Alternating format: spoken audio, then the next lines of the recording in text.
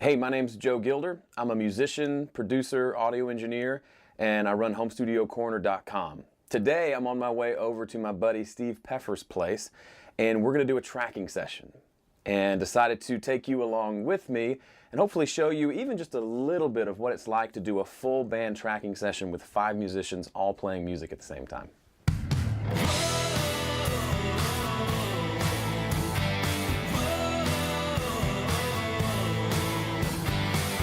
Real men carry 2 guitars with 1 hand.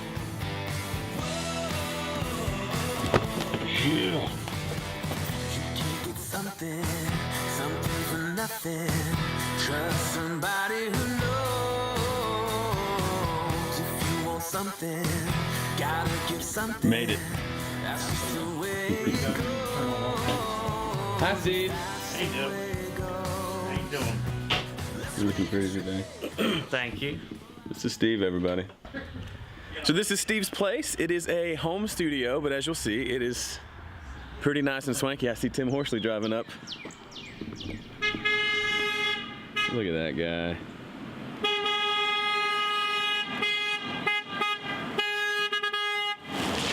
Wow.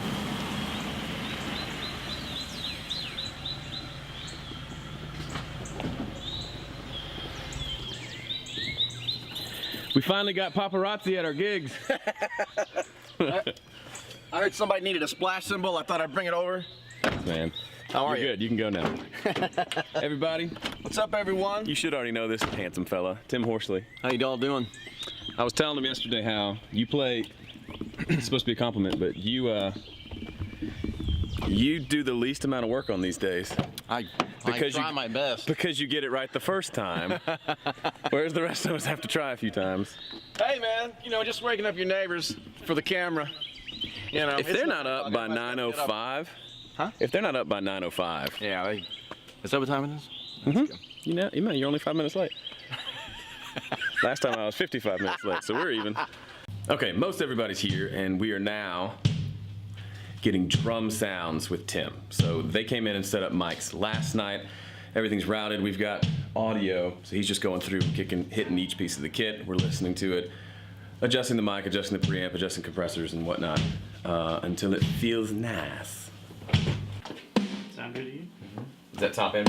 Top and bottom, yeah. Let me hear just top. Top feels good. Yeah. And then bottom. The Who Cares mic. Sounds like bottom. Plus there's brushes. So do you like the The brushes came through really nice on his hat? What's that? on that cheap Canadian whiskey. Oh, cool. Brushes came through like. Well, I didn't have to try. They just came through. It was great. Nice. It's on the. Well, it's not on the cardioid. Okay, that's.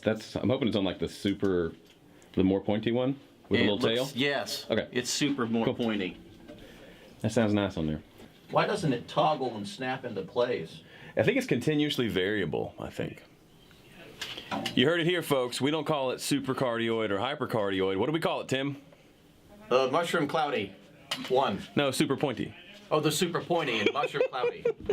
Those are the. Say hi. Hi, hey everybody out there. This is Jason, probably one of the best guitar players I've ever. Oh, I don't I can't hear because Tim won't shut up. And Matt. At least he's the best guitar player. Going back in. Everything sounds awesome. When you use a good kit. Except for. So the only thing is the kick I feel like is really snappy, which is fine, but not as beefy as I want. Tried some EQ, so we're just gonna pull it back a little bit. I don't know if that's gonna work very well. But we're gonna try that. And then what'll happen is I will run into this all day as I walk by.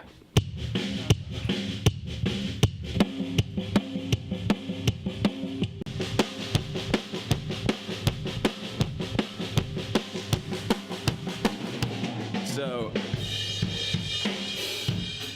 this isn't a drum recording tutorial, but with that, the kick was too snappy, so I thought moving it out might make it be a little beefier, because maybe it's too close to the head, the beater head.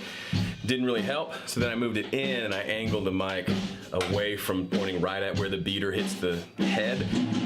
It's just a little bit better. It's a little beefier. It'll be a little easier to mix. And it just took a little bit of time. So just little changes make big differences.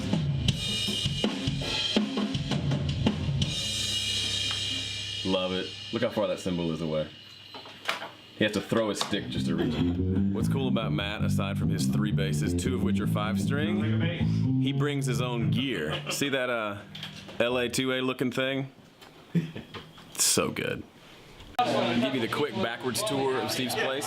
If you want to see the proper tour, you can go, there's a YouTube video link below. You can go check that out. But this is the control room.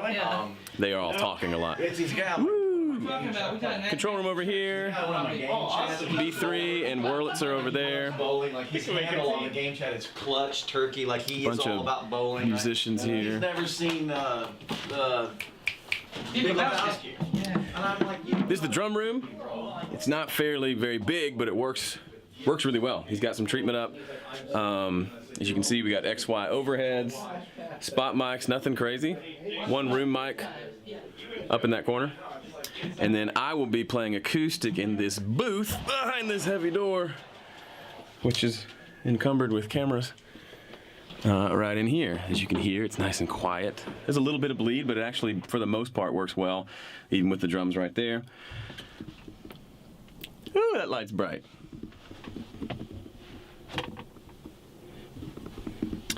This is where I'll be for the rest of the day.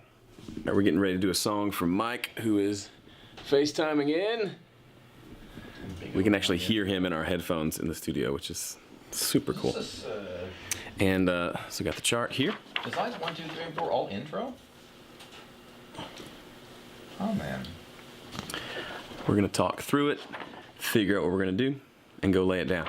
Steve, are we playing along to anything? Nope.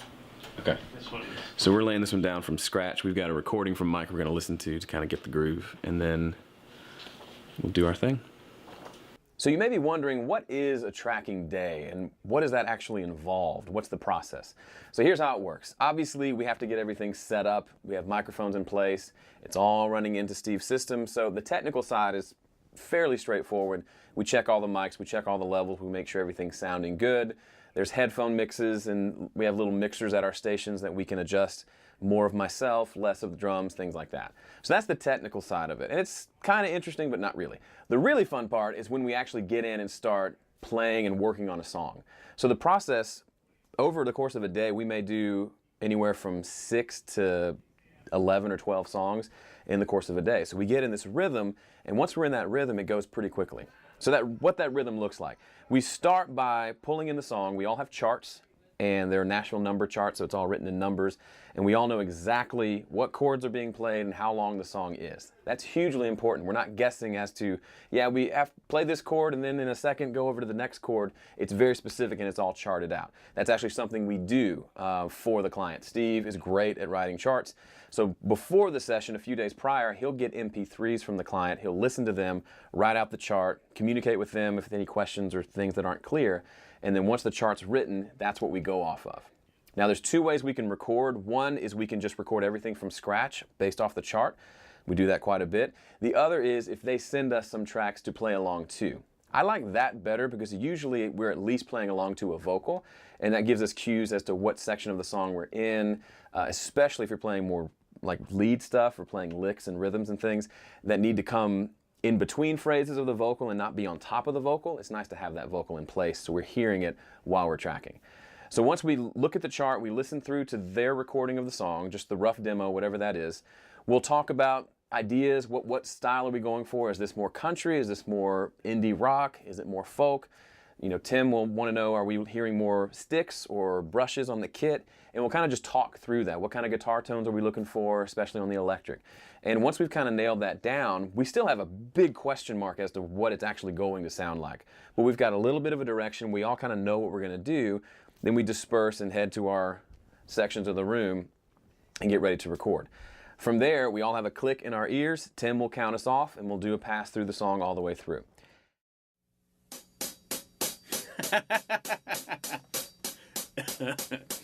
You funny.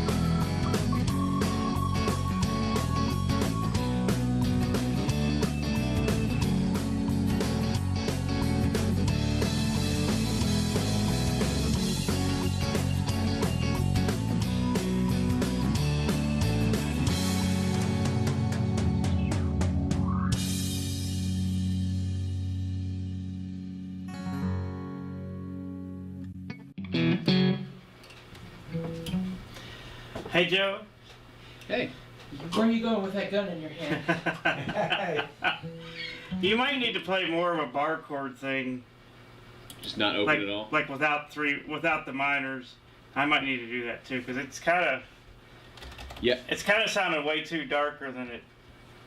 On the sixes? I think that. I'm playing those all open. Oh, okay. I ain't playing no third.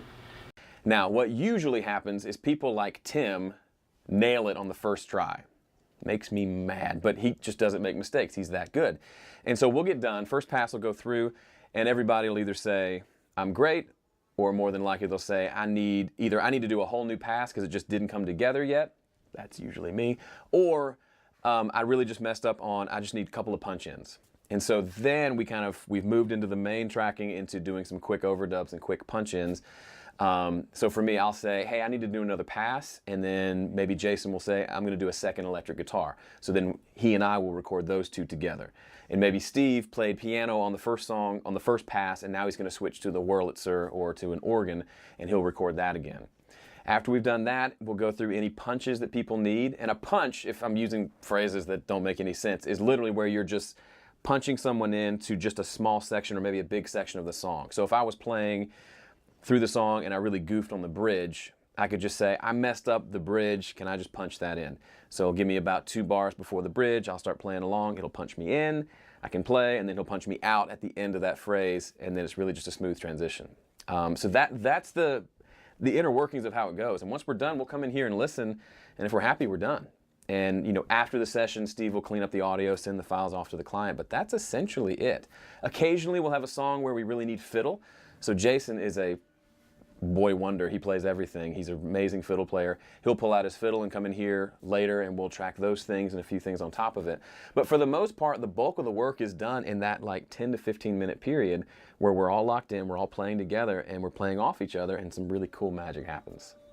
Thanks so much for watching. I hope this video was as fun for you to watch as it was for us to make. If you would, look down below. There should be a link for you to subscribe. You can also find me on social media, Facebook and Twitter. My handle is Joe Gilder Music. And if you're interested, if this really kind of sparked an interest in you to perhaps just start the conversation of maybe having us track one of your songs, get in touch with me. My email is joe@homestudiocorner.com. Love to hear what you're working on.